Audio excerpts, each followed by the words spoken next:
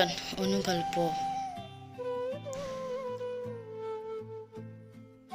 মা, ৰিকি দাদাৰ দৰে বাহঁতৰ আৰু মোৰ কিয় জন্মদিন নাপাতে? মাক নিশ্চুপ। মা, ৰিকিদাৰ দৰে আমাকো কিয় টাউনৰ ইংলিছ মিডিয়াম স্কুললৈ নপঠায়? মাক নিশ্চুপ।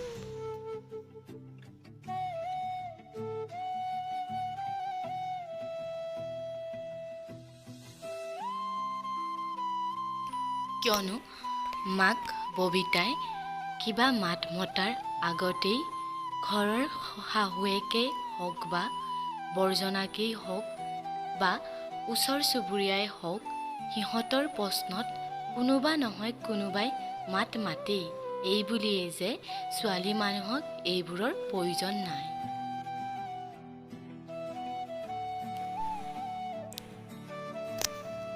কিন্তু আজি ববিতা নিশ্চুপ হৈ নাথাকিল যেতিয়া তাই গিৰিয়েকৰ শটোক মুখাগ্নি দিয়ালৈ প্ৰশ্ন উঠিল।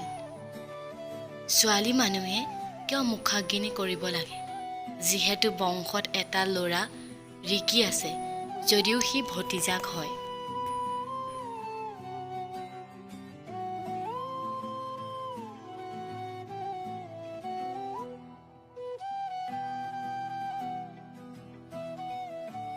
তেতিয়া তাই কৈ উঠিল, মোৰ ছোৱালী তিনিজনীয়েই দেউতাকক কৰ্কট ৰোগত ভুগি থাকোঁতে তেওঁৰ লগত কৰা সকলো খৰচৰ বোজা বহন কৰাকে আদি কৰি তেখেতৰ মলমূত্ৰ চাফা কৰা, তেওঁৰ লগত উজাগৰি ৰাতি কটোৱা, আমাৰ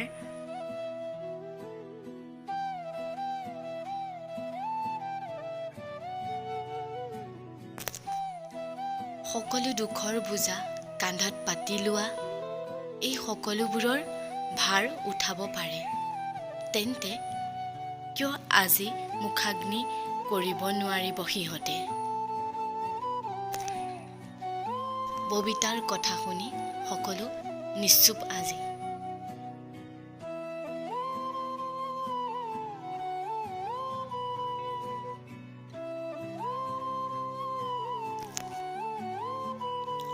অৱশেষত ববিতাৰ তিনিজনী জীয়েকৰ হাততেই মুক্তি পালে তাইৰ গিৰিয়েকে।